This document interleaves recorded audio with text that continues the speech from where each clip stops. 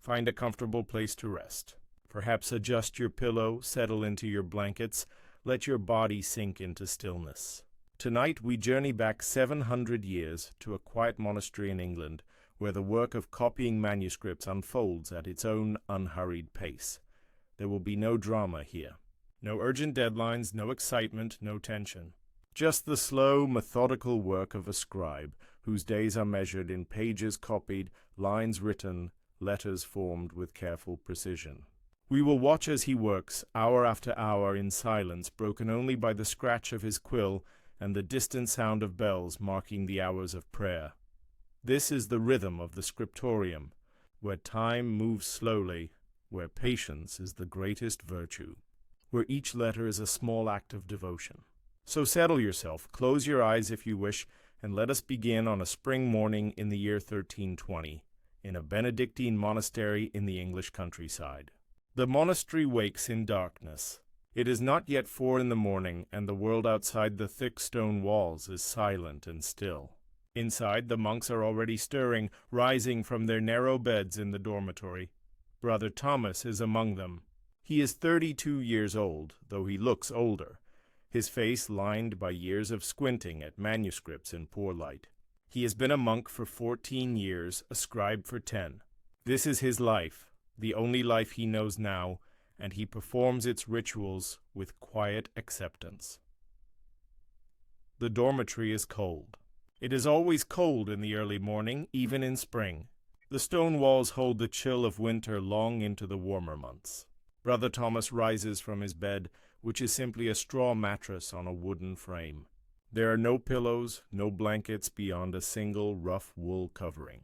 Comfort is not the monastic way. He dresses in the darkness, pulling on the black habit of the Benedictine order. First the long tunic that reaches to his ankles. Then the scapular, a long piece of cloth that hangs down front and back with an opening for the head. Over this, when he goes outside, he will wear a cucala, a hooded robe. But for now, inside, this is sufficient. Around him, the other monks are doing the same. There is no talking. The rule of silence governs much of monastic life, and this hour is certainly one for silence. The only sounds are the rustling of fabric, the soft footfalls on stone, the occasional cough. Brother Thomas makes his way down the night stairs, which lead directly from the dormitory to the church. These stairs exist precisely for this purpose, so the monks can descend for the night offices without going outside. His hand trails along the stone wall in the darkness. He knows these stairs well, has climbed them perhaps 20,000 times in his years here. He could walk them with his eyes closed. The church is lit by candles, perhaps 24 of them, creating pools of warm light in the vast darkness of the nave. The monks file into their places in the choir stalls, the wooden seats arranged in 2 rows facing each other. Brother Thomas takes his assigned place. The arrangement is by seniority, and he sits somewhere in the middle, neither among the newest novices nor among the elder brothers. The abbot leads them in the office of vigils. This is the night office, the first of the 7 daily prayer services that structure monastic life. They chant the psalms, their voices rising and falling in unison, the Latin words worn smooth by centuries of repetition. Dixit Dominus Domino meu, sed ad dextris meis. The Lord said to my Lord, sit at my right hand. Brother Thomas knows these words by heart. He has sung them nearly every morning for 14 years. His lips form them automatically while his mind, not entirely focused, thinks ahead to the day's work. He is in the middle of copying a manuscript of the Gospels. Yesterday he completed the Gospel of Matthew. Today he will begin the Gospel of Mark. It is good to start a new section. There is a freshness to beginning, the office continues. More psalms, a reading, a prayer. The abbot's voice is steady and calm. This is not a dramatic ceremony. There is no theater here, no performance. It is simply what it is. Prayer, offered in the darkness before dawn, as it has been offered for centuries. When vigils concludes perhaps 40 minutes after it began, the monks do not return to bed. Instead, there is a period of private prayer or reading until lauds, the dawn office. Brother Thomas remains in his choir stall. He does not pray so much as sit in the quiet darkness, his mind empty of thought, his body still. This is a kind of meditation, though he would not call it that. It is simply waiting, being present, existing in the moment. Around him, other monks do the same. Some kneel, some sit. A few move to side chapels to pray before particular saints, but most simply remain still in the darkness, waiting for the dawn.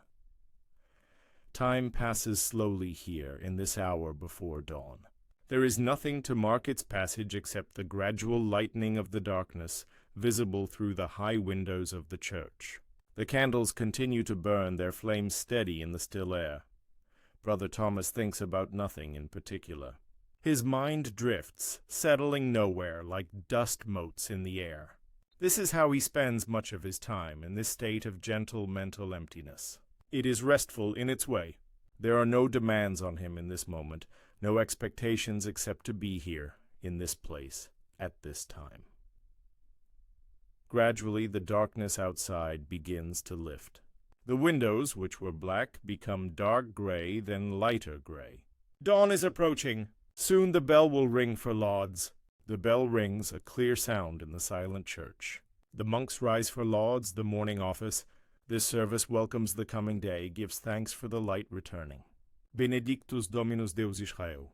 Blessed be the Lord God of Israel. The chanting continues, the voices of the monks blending together.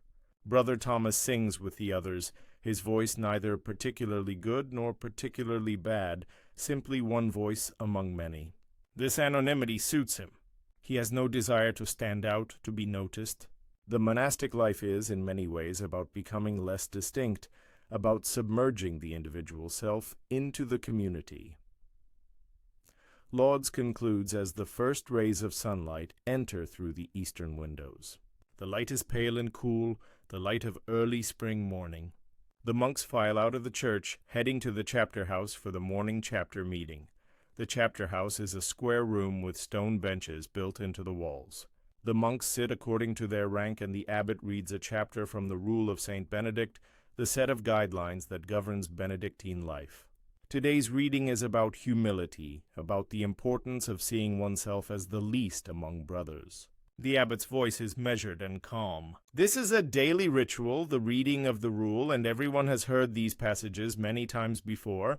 After the reading, there is abbey business to discuss. A decision about repairs to the mill. A question about the planting schedule in the monastery's fields. Brother Thomas listens with half his attention. These matters do not directly concern him. His work is in the scriptorium, not in the fields or at the mill. When chapter concludes, the monks proceed to the church again for prime, the first office of the daylight hours. More psalms, more prayers. The services are beginning to blend together in Brother Thomas's mind, as they often do. This is not from lack of devotion, but from sheer familiarity. He has done this so many times that it requires no conscious attention. His body knows where to go, when to stand, when to sit, when to kneel. His voice knows the words. He can do all of it while thinking about something else entirely. And what he is thinking about is his work. The Gospel of Mark, he will need fresh ink. His supply is running low, and he should cut a new quill. His current one is wearing down, the tip becoming blunt. These are the practical concerns that occupy him. Prime ends. The sun is now fully risen, though the day is still cool. The monks proceed to breakfast, which they take in the refectory, the dining hall. Breakfast is simple, bread and ale. The bread is dark, made from mixed grains, hearty and filling. The ale is weak, more like water than what we would consider beer. It is safer to drink than water, which can carry disease. The monks eat in silence while one of the brothers reads aloud from a religious text. The reading today is from the writings of St. Jerome, discussing the importance of Scripture study. Brother Thomas chews his bread slowly, listening with part of his mind, while the rest continues to think about the day ahead. The meal is brief, perhaps 20 minutes. When it concludes, the monks have a short period of free time before terce, the next office. Brother Thomas uses this time to visit the necessarium, the latrine building, and then to walk briefly in the cloister. The covered walkway that surrounds the monastery's central courtyard. The morning air is fresh and cool. Birds are singing in the garden at the center of the cloister. Brother Thomas walks slowly, his hands tucked into the sleeves of his habit, his mind quiet. He is not hurrying anywhere. There is time. There is always time in the monastery. The hours unfold slowly, one after another, in their appointed order. After terce, the morning office, the monks disperse to their assigned work. For Brother Thomas, this means going to the scriptorium. The scriptorium is a large room on the second floor of the monastery, with windows facing east and south to catch the maximum light. Light is essential for the work of copying manuscripts. Without good light, the work cannot be done. Brother Thomas climbs the stairs and enters the scriptorium. It is a familiar space, the place where he spends most of his waking hours. There are perhaps 8 desks in the room, though not all are currently occupied. Only 3 other monks are working today. The others are engaged in different tasks elsewhere in the monastery. Each desk is positioned near a window. Brother Thomas's desk is on the south wall, which gives him good light for most of the day. The desk itself is a slanted writing surface at a comfortable height for working while seated. There is a small shelf beneath for storing materials and hooks on the side for hanging tools. He settles onto his stool, which is backless and simple. He will sit here for hours, and over the years his body has adapted to this position. His back is strong, his shoulders accustomed to being slightly hunched over his work. Before him on the desk is the work he is currently copying, a manuscript of the 4 Gospels. The exemplar, the original manuscript from which he is copying, lies on a stand to his left. It is an old manuscript, perhaps 100 years old, and it has been copied many times. Brother Thomas is creating yet another copy, which will eventually go to a parish church that has requested it. He examines his work from yesterday. The final pages of the Gospel of Matthew. The text is clear and even, written in a Gothic bookhand, the standard script for formal manuscripts. The letters are angular with distinct thick and thin strokes. Between the lines there is generous spacing, making the text easy to read. At the top of each page, he has left space for an illuminated initial, which will be added later by Brother Michael, who specializes in decoration. Brother Thomas is a copyist, not an illuminator. His skill is in the text, not the ornament. He can write neatly and accurately, hour after hour, maintaining consistent letter forms and spacing. This is his contribution. He turns to a fresh page. Today he will begin the Gospel of Mark. At the top of the page, he carefully writes the title, Incipit Evangelium Secundum Marcum. Here begins the Gospel according to Mark, but before he can begin the actual copying, he must prepare his materials. First, the ink. He has a small ink horn on his desk, a container made from an actual cow's horn with a stopper to prevent the ink from drying out. He opens it and examines the ink inside. It is oak gall ink made from oak galls, iron sulfate, and gum arabic. The recipe is old, proven over centuries. The ink is black, or rather a deep brown black, and it flows smoothly from the pen. There is enough ink for today's work, but he makes a note to prepare more tomorrow. Making ink is a task he performs regularly, perhaps once a week. It requires gathering oak galls from the monastery's oak trees, crushing them, soaking them in water, adding the iron sulfate, straining the mixture, adding the gum arabic. It is a time-consuming process, but necessary. Without ink he cannot work. Next, the quill. He has several quills in a container on his desk. These are flight feathers from geese, the large primary feathers that are best for writing. The monastery keeps geese precisely for this purpose, among others. The feathers are plucked during molting season and saved for the scribes. He selects a quill and examines its tip. It needs sharpening. Using his penknife, a small sharp blade kept on his desk, he carefully cuts the tip of the quill at an angle, creating a point. Then he makes a small slit up the center of the point. This slit allows the ink to flow from the hollow shaft of the feather down to the tip. This is skilled work, the preparation of a quill. Cut wrong, the quill will not write properly. The ink will flow too fast or not at all. The point will be too thick or too thin. Brother Thomas has been doing this for years, and his hands know the correct motions. He makes his cuts quickly and precisely, testing the quill on a scrap of parchment to ensure it writes correctly. Satisfied, He positions his exemplar on the stand, opens it to the beginning of Mark's Gospel, and prepares to write. The parchment he is writing on is calfskin, prepared in the monastery's own parchment workshop. It has been cleaned, stretched, scraped thin, and treated with chalk to create a smooth white surface suitable for writing. It is expensive, this parchment. A full manuscript can require the skins of dozens of calves. For this reason, every inch of parchment is precious. There can be no waste, no careless errors. Brother Thomas dips his quill in the ink, letting the excess drip back into the inkhorn. Then, with slow, deliberate movements, he begins to write, Initium Evangelii Iesu Christi Filii Dei, the beginning of the Gospel of Jesus Christ, the Son of God. Each letter is formed carefully.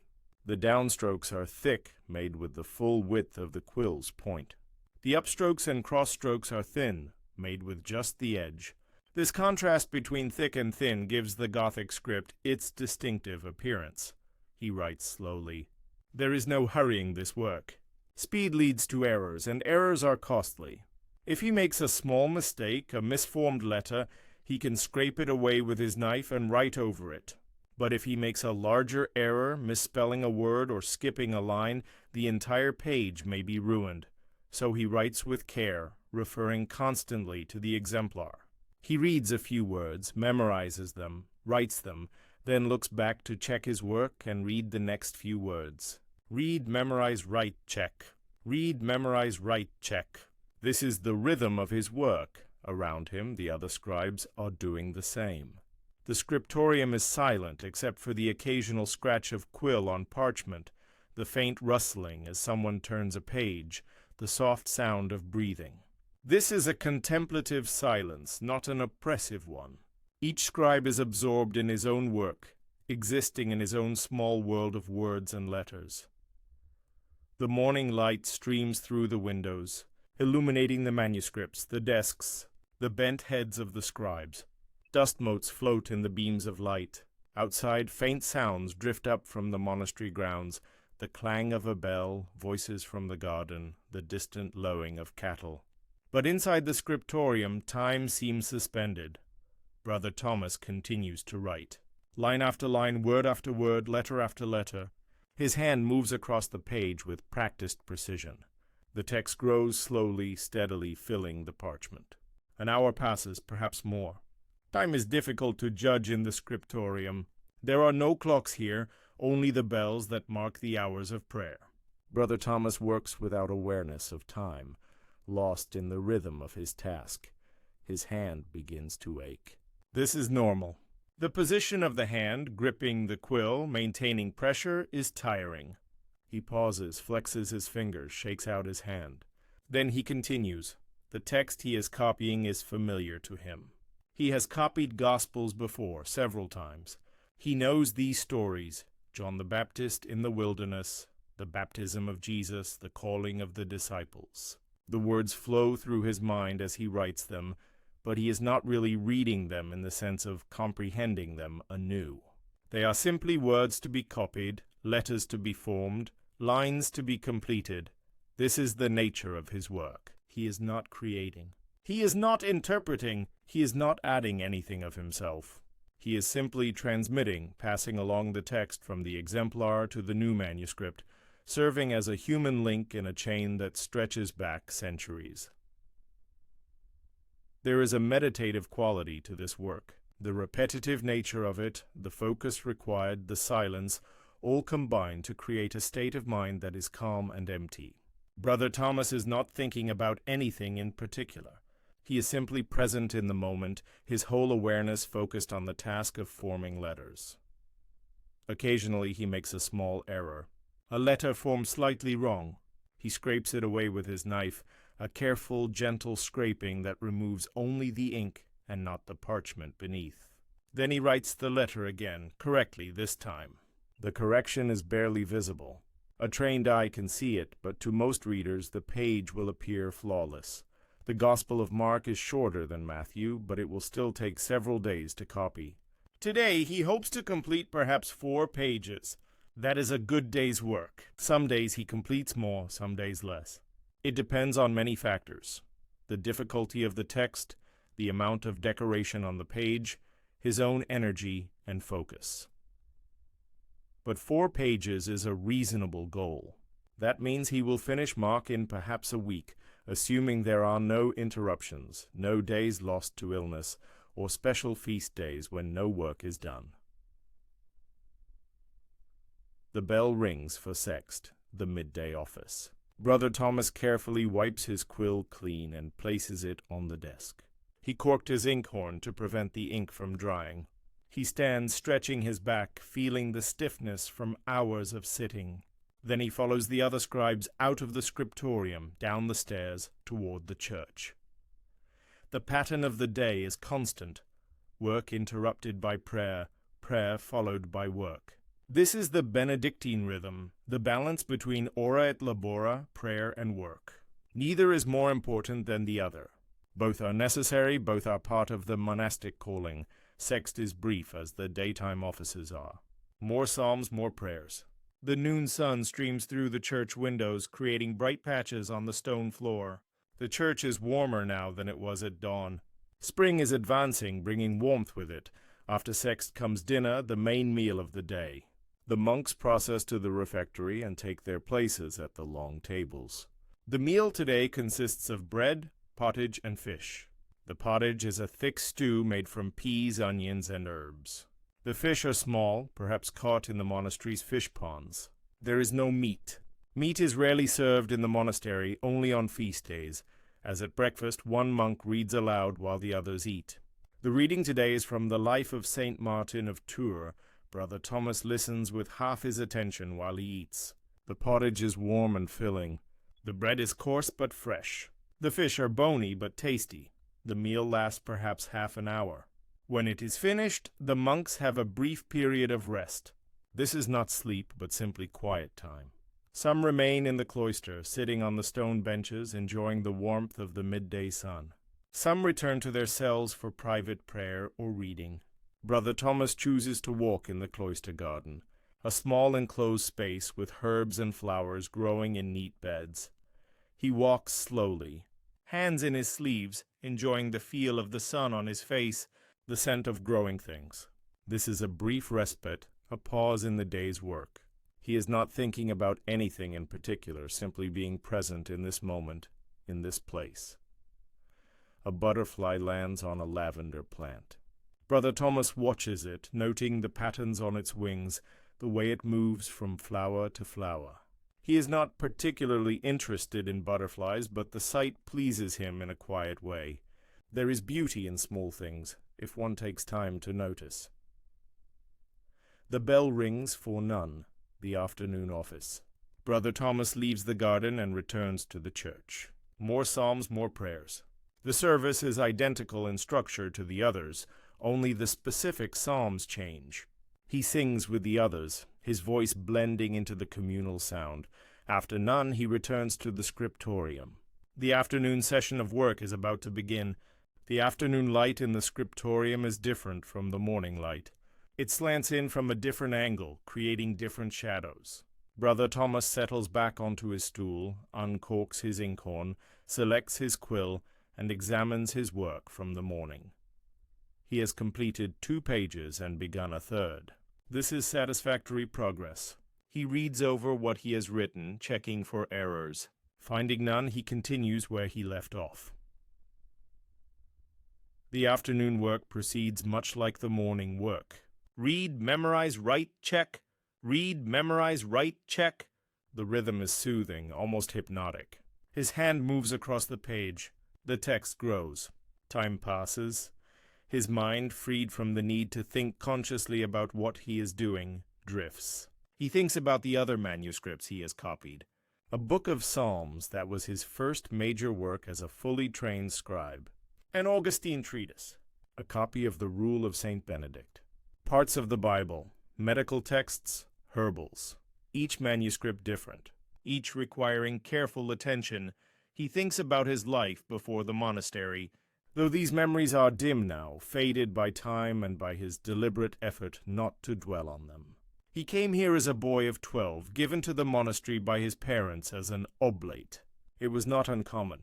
Families with too many children, particularly those of modest means, often gave a son to the church.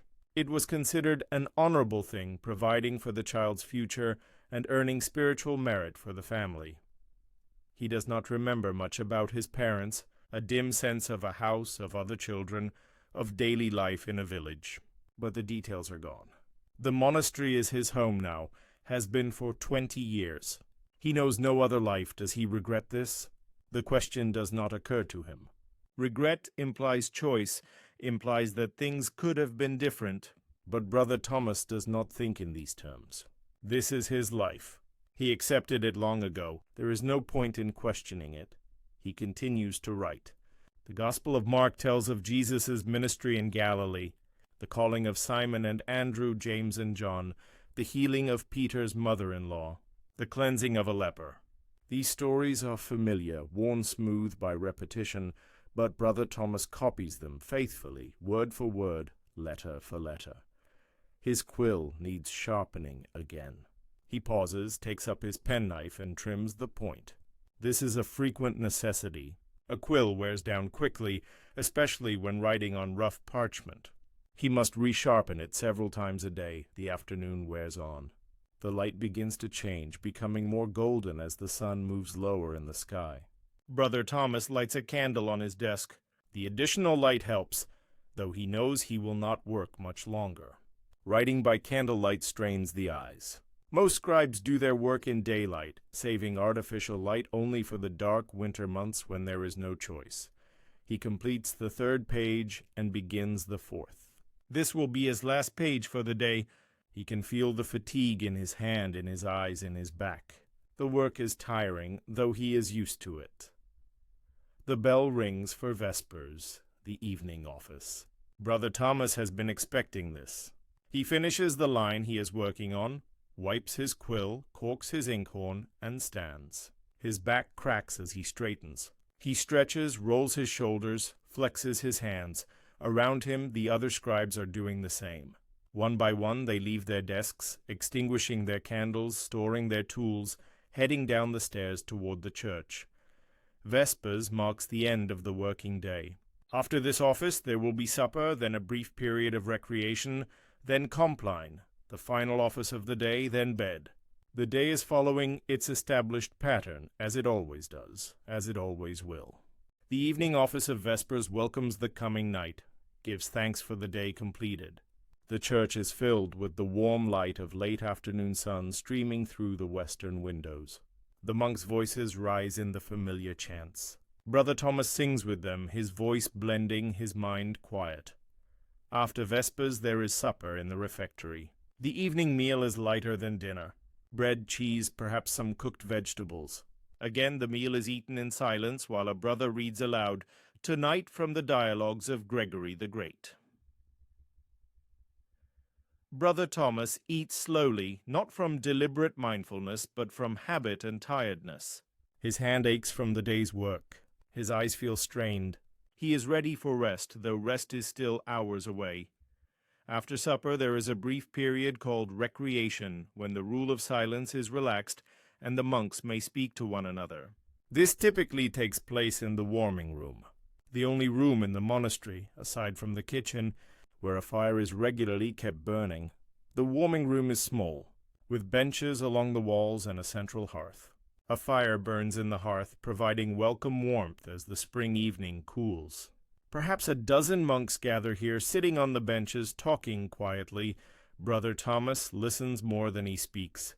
He has never been particularly talkative. The conversations are about small things, the progress of work in the fields, a problem with the mill, someone's upcoming visit to a daughter house of the monastery. There is no gossip, or rather, there is not supposed to be gossip, though inevitably some news is shared about people and events. Brother William, one of the other scribes, mentions that he is working on a particularly challenging manuscript, a philosophical text by Boethius. The Latin is complex, the abbreviations difficult to interpret. Brother Thomas nods sympathetically. He has copied Boethius himself and remembers the difficulty. The conversation drifts to other topics. Brother Peter talks about the monastery's bees, how they are thriving this spring, how there should be a good harvest of honey. Brother John mentions that the abbot is considering a new bell for the church tower. These are not exciting conversations. There is no drama here, no conflict, no strong emotions. Just men talking quietly about the small matters of their common life. Brother Thomas finds this soothing. He has no need for excitement. His life is peaceful, ordered, predictable. This suits him. The fire crackles. The room is warm. Outside, the sky is darkening. Soon it will be time for Compline, the last office of the day. The bell rings. The monks file out of the warming room, heading once more to the church. The church is darker now, lit only by candles. The day's light is gone. Night has arrived. Compline is a brief office, perhaps 15 minutes. It ends with the singing of the Salve Regina, a hymn to the Virgin Mary. The monks' voices fill the dark church with the familiar melody. Hail, Holy Queen, Mother of Mercy, our life, our sweetness, and our hope. After Compline, the great silence begins. From now until after morning lauds, no monk may speak except in case of emergency. This is the rule strictly kept. The monks leave the church in silence and proceed to the dormitory. They will sleep for a few hours, then rise again for vigils in the middle of the night, and the cycle will begin anew. Brother Thomas climbs the stairs to the dormitory. The room is dark, lit only by a single candle held by the monk who oversees the dormitory. He finds his bed, the same bed he has slept in for years. He removes his outer garments but keeps his tunic on. Monks do not have nightclothes. They sleep in their tunics. He lies down on the straw mattress, pulls the wool blanket over himself. The dormitory is cold as always, but the blanket provides some warmth. Around him, the other monks are settling into their beds. There is no talking, only the sounds of men preparing for sleep, the rustle of straw, the creak of bed frames, the sound of breathing. Brother Thomas lies on his back, staring into the darkness. He is tired, but his mind does not settle immediately. He thinks about the day's work. 4 pages completed. Good progress. Tomorrow he will continue with Mark. Perhaps he will complete another 4 pages, or perhaps only 3. It depends on many things. His hand still aches slightly. He flexes his fingers in the dark, feeling the stiffness. Years of this work have made his hands strong, but also prone to pain. Many scribes develop problems with their hands as they age. Stiffness, swelling, pain in the joints. It is an occupational hazard, but he is not old yet. Only 32. He has many years of work ahead of him, God willing. More manuscripts to copy, more pages to fill, more hours in the scriptorium. His thoughts begin to drift, becoming less coherent. He is falling asleep. Around him, the sounds of the dormitory settle into the quiet rhythm of sleeping men. An occasional snore, the shift of someone turning over in bed, but mostly just silence and stillness. Brother Thomas sleeps. Some hours later, the bell rings again. It is still dark, the middle of the night. Time for vigils. Brother Thomas wakes as he has woken at this hour thousands of times before. His body knows this rhythm, responds to it automatically. He rises, dresses, descends the night stairs to the church. The office is celebrated as it was the morning before, as it will be tomorrow morning, as it has been for centuries. The same psalms, the same prayers, the same rituals. After vigils, the monks return to bed for a few more hours of sleep. Brother Thomas climbs back up the stairs, lies down again, closes his eyes. Sleep comes quickly, and then it is morning again, and the bell is ringing for lauds, and the cycle begins anew. Another day, the same as yesterday, the same as tomorrow. Prayer and work, work and prayer. The copying of manuscripts, the formation of letters, the transmission of texts from one generation to the next.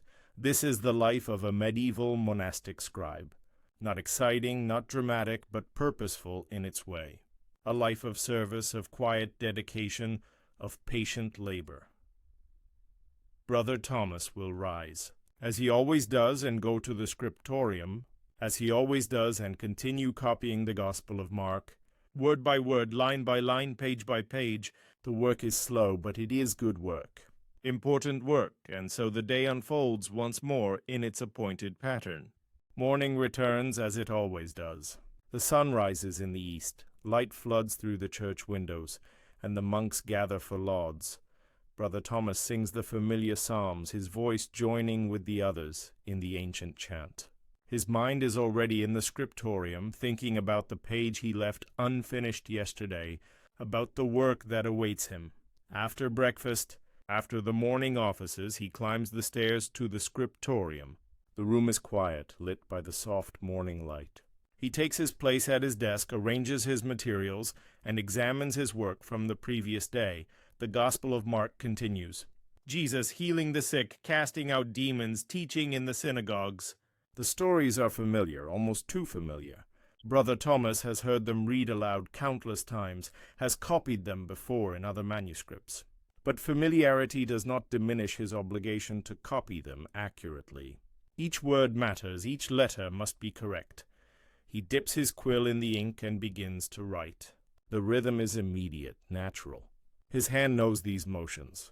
The quill moves across the parchment, forming the angular letters of the Gothic script. Thick strokes, thin strokes, curves and straight lines, all combining to create words, sentences, the continuous flow of text. The work requires concentration, but it is not the kind of concentration that tires the mind. Rather, it is a focused attention that allows the rest of his mind to rest, to be still. Brother Thomas is not thinking about philosophical questions or theological debates. He is simply writing one letter after another, maintaining the even spacing, the consistent letter forms, the clear legibility. This is craftsmanship. Not art, though there is an aesthetic pleasure in a well-formed letter, a neatly copied page. But the purpose is not beauty. The purpose is preservation and transmission. These texts must be copied so they can be read, studied, preserved for future generations. Without scribes, manuscripts would decay and be lost. Knowledge would disappear. Brother Thomas understands this, though he rarely thinks about it explicitly. He is part of a tradition, a chain of transmission that stretches back to the early church and forward to generations yet unborn. He is a link in that chain. His work matters, even if no one knows his name, even if his contribution is invisible. The morning passes. The light shifts as the sun moves across the sky. Brother Thomas writes, pauses to sharpen his quill, writes more, turns a page, begins a new page. Around him the other scribes work in silence. The only sounds are the scratch of quills, the rustle of parchment, the occasional footstep on the stone floor.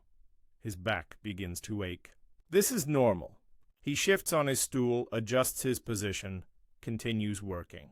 The ache will pass, or rather, it will fade into the background, become part of the general physical discomfort that is simply part of life. Comfort is not a monastic value. The body is disciplined, trained to accept discomfort without complaint. At Sext, he stops work and goes to the church. The office is brief. The psalms are sung, the prayers are offered. Then dinner in the refectory, then the brief rest period, then none, and then back to the scriptorium for the afternoon session of work. This pattern will continue, day after day until the Gospel of Mark is complete, and then he will begin the Gospel of Luke. And when that is finished, the Gospel of John, and when the entire manuscript is complete, it will be bound and sent to its destination, and Brother Thomas will begin copying something else. Another gospel, perhaps, or a different text entirely. The work never ends. There are always more manuscripts to copy. Let us pause in our observation of Brother Thomas's work to consider the materials he uses, for these materials are essential to his craft, and the process of creating them is itself a significant undertaking. The parchment on which he writes is made from animal skin, usually calfskin for fine manuscripts, though sheepskin or goatskin may be used for less important work. The monastery has its own parchment workshop where this material is prepared. The process begins with the slaughter of the animal. The hide is removed and soaked in water for several days to soften it. Then it is soaked in a lime solution, which loosens the hair. The hair is scraped off with a curved blade, a careful process that must remove all the hair without damaging the skin beneath. Once the hair is removed, the skin is stretched on a wooden frame pulled tight with cords. While it is stretched, it is scraped again with a sharp blade, removing any remaining flesh or fat and thinning the skin to the desired thickness. This requires skill and judgment. Too much scraping and the parchment will be too thin, fragile, prone to tearing. Too little, and it will be too thick, stiff, difficult to write on. After scraping, the parchment is treated with chalk or powdered pumice, which is rubbed into the surface to make it smooth and white. This also helps the ink to adhere properly. Finally, the parchment is cut from the frame and trimmed to the required size. A single manuscript may require dozens of sheets of parchment. The 4 Gospels that Brother Thomas is copying will require perhaps 50 sheets, each sheet folded once to create 4 pages. That means the skins of 12 or 15 calves, a significant expense in materials and labor. The ink is made from oak galls, the round growths that form on oak trees where a wasp has laid its eggs. These galls are gathered, dried, and crushed into a powder. The powder is soaked in water or wine, producing a brown liquid. To this is added iron sulfate, which reacts with the gallic acid in the oak galls to produce a black color. Finally, gum arabic is added to thicken the ink and help it adhere to the parchment. The ink must be made regularly as it deteriorates over time. Brother Thomas makes a fresh batch approximately once a week. He keeps the recipe in his head, as do all the scribes. The proportions are important. Too much iron sulfate and the ink will corrode the parchment over time. Too little and it will be too faint to read easily. The quills are flight feathers from geese or swans, the large primary feathers that provide the best writing instruments. These feathers are collected during molting season and stored. Before use, they must be hardened by heating, which can be done by plunging them briefly into hot sand or ashes. This process removes the oils and makes the quill less likely to split. Each quill must then be cut to create a writing point. This is done with a small, very sharp knife called a penknife. The cut must be precise, a diagonal slice to create the point, then a slit up the center to allow the ink to flow. The width of the point determines the thickness of the line. For the Gothic script Brother Thomas uses, a fairly wide point is needed to create the thick downstrokes that characterize the style. A quill wears down quickly and must be resharpened frequently. An experienced scribe like Brother Thomas might go through several quills in a day of intensive work. The monastery keeps a good supply of prepared feathers for this reason. Beyond these basic materials, there are other tools and supplies. Pumice or fine sand for smoothing rough spots on the parchment. A straight edge for ruling lines to keep the text even. An awl for pricking holes in the margins to mark where the lines should be ruled. A bone folder for scoring and folding pages. Weights to hold pages flat while working. All of these materials and tools represent significant investment by the monastery. The scriptorium is an expensive operation, requiring not just skilled labor, but also substantial material resources. This is why manuscript books are so valuable, why they are treasured possessions, why the work of copying them is considered important. Brother Thomas, sitting at his desk, is the end user of all these materials and processes. The parchment before him represents weeks of work by the parchment makers. The ink in his inkhorn represents the gathering of oak galls, the mixing of ingredients, the careful preparation. The quill in his hand represents the raising of geese, the collection of feathers, the precise cutting. He is aware of all this, though he doesn't think about it constantly. He simply uses the materials, trusting in their quality, focusing on his own part of the process, the writing itself. We return to Brother Thomas at his desk copying the Gospel of Mark. He has reached the 5th chapter, the story of Jesus raising Jairus' daughter from the dead. Talitha cumi, Jesus says in the text. Little girl, I say to you, arise. Brother Thomas writes the words carefully, his quill moving across the parchment. He is not thinking about the meaning of the words, not in this moment. He is thinking about the letters, the spacing, the need to fit the line neatly on the page. The meaning is there, in the background, but it is not his primary concern. His primary concern is accuracy, legibility, proper form, and yet he is not a mere machine. He is a human being, a monk, someone who has spent his entire adult life immersed in religious texts. The words he copies are not meaningless to him. They are scripture, the word of God, sacred truth. This is why the work matters, why it is important to copy them accurately, but the relationship between the scribe and the text is complex. Brother Thomas is not interpreting the text, not adding his own thoughts or commentary. He is not even really reading it in the active sense. He is transmitting it, serving as a channel through which the text passes from the exemplar to the new manuscript. There is a humility in this.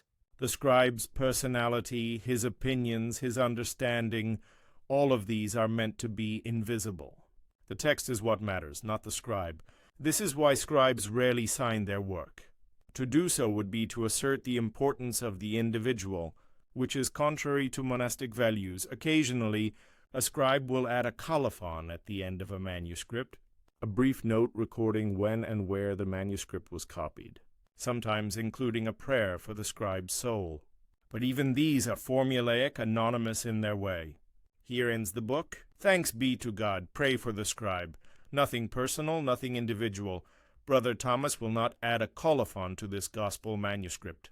It is not the custom in this monastery. When he finishes, he will simply close the manuscript and deliver it to the armarius, the librarian, who will oversee its binding and eventual distribution. The afternoon light is fading.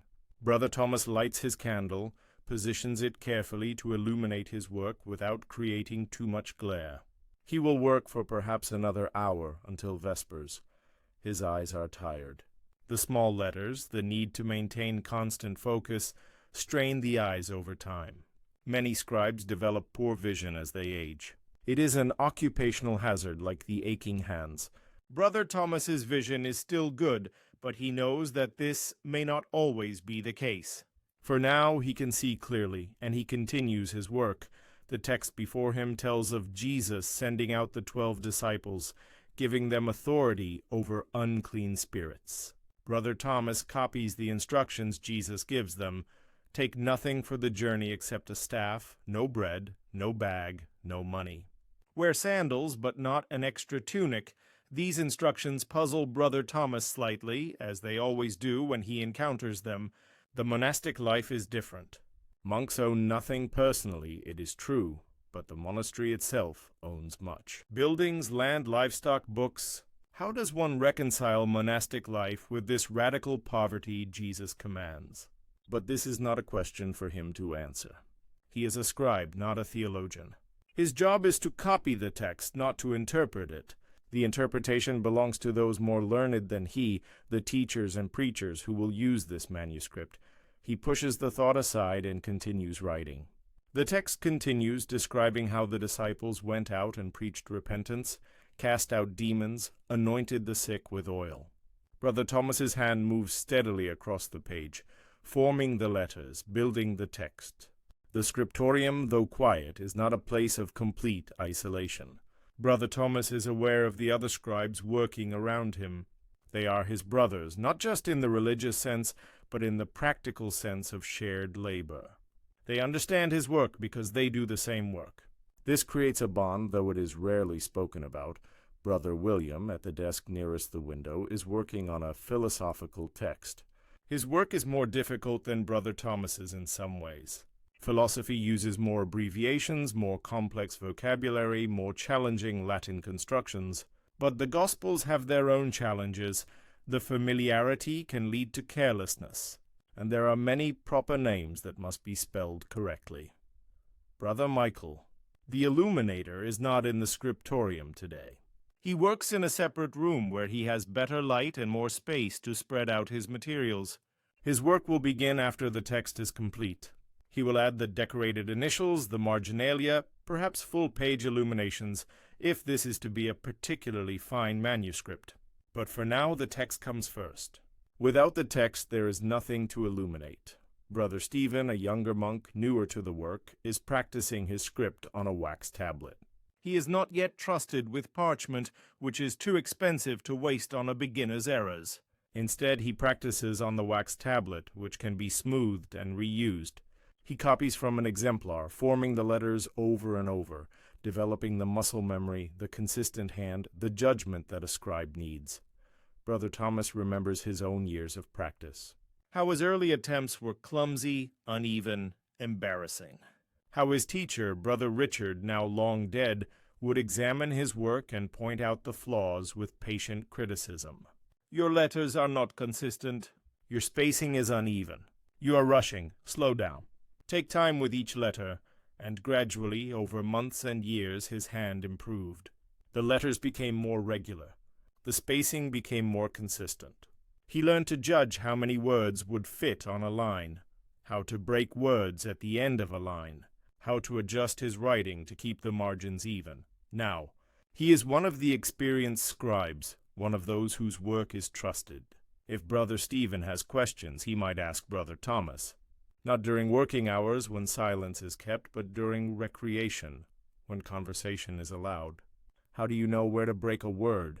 How do you keep your lines so straight? How often should I resharpen my quill? Brother Thomas answers these questions as well as he can, though he often finds it difficult to explain something he does by instinct. You just know, he might say, which is not particularly helpful, but is the truth. Much of scribal work is learned through practice, not through explanation. The community of scribes is small, perhaps 6 or 8 in this monastery. Not all monks become scribes. It requires a certain temperament, a patience, an attention to detail, a tolerance for sitting still for long hours. Some monks are better suited to work in the fields or in the kitchens or in administration. Each has his place, his role in the community, but among the scribes there is a shared understanding. They know the challenges of the work, the tedium, the satisfaction of a page well done, the frustration of an error that ruins hours of effort.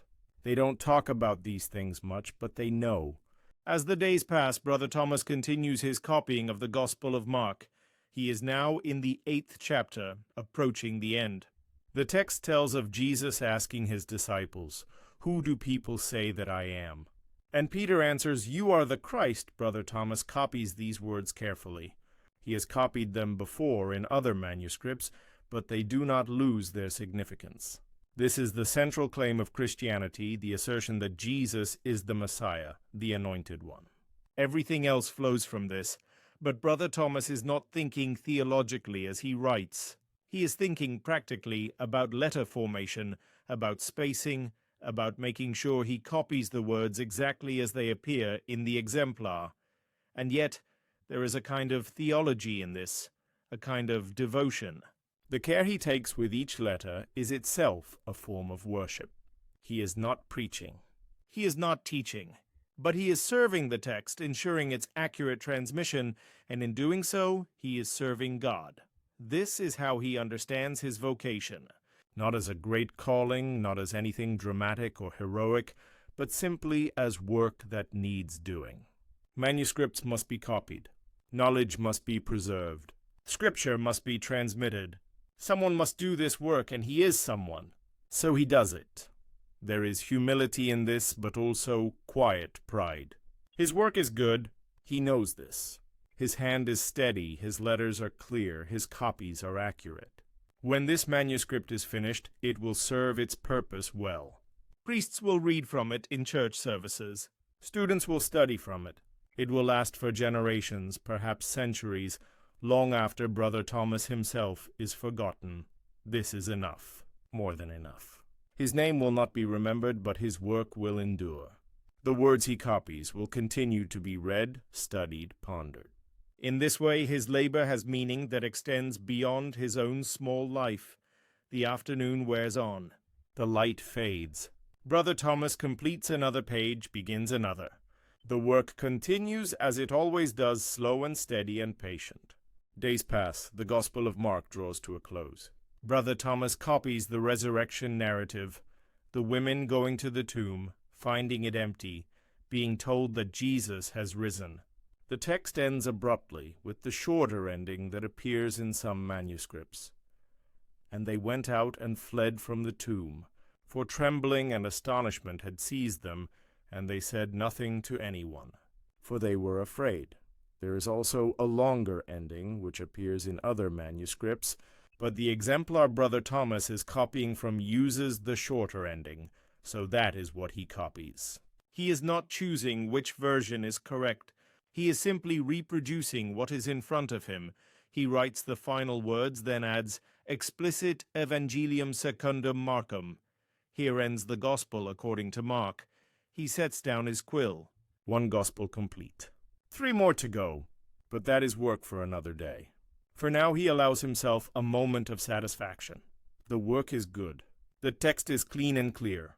There are no significant errors, no crossed-out lines, no scraped and rewritten sections. Just page after page of even, legible text. Tomorrow he will begin the Gospel of Luke. It is the longest of the 4 Gospels, which means it will take the most time to copy. Perhaps 2 weeks, perhaps a bit more. But that is tomorrow's concern. For now, this moment, the work is done. The bell rings for Vespers. Brother Thomas stores his materials, stands, stretches. His back cracks. His hand aches. But these are familiar pains, expected and accepted. He follows the other scribes out of the scriptorium, down the stairs, toward the church. The evening office unfolds as always. The psalms are sung, the prayers are offered. The day draws to a close. After Vespers comes supper, then recreation, then compline, then the great silence, then sleep. And tomorrow it will all begin again.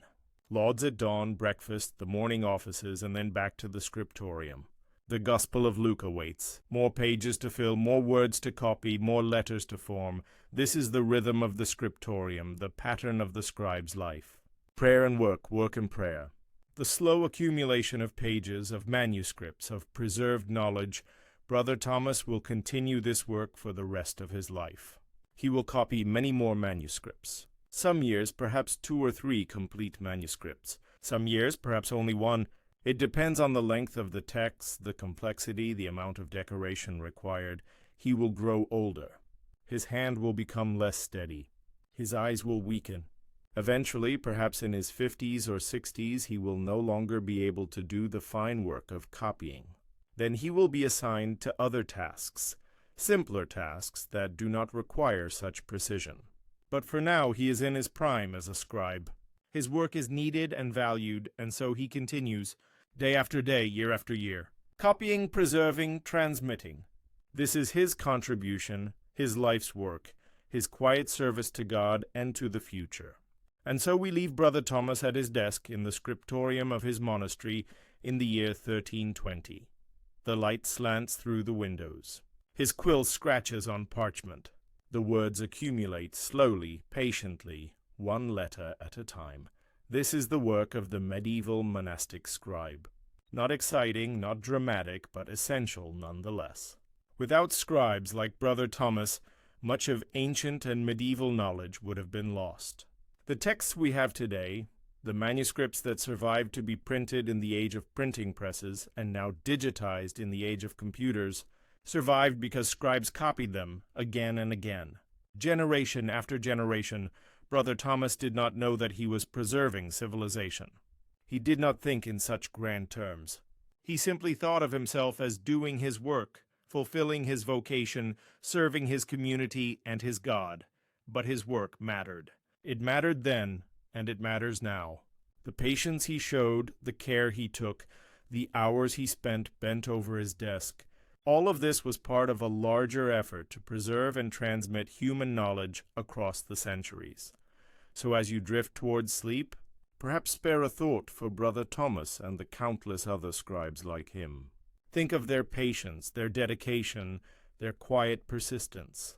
Think of the scriptorium, the scratch of quills, the slow accumulation of pages, and rest well, knowing that the work goes on, in different forms, in different ways, but still the same essential task, preserving what is worth preserving. Passing it on to those who come after. Good night.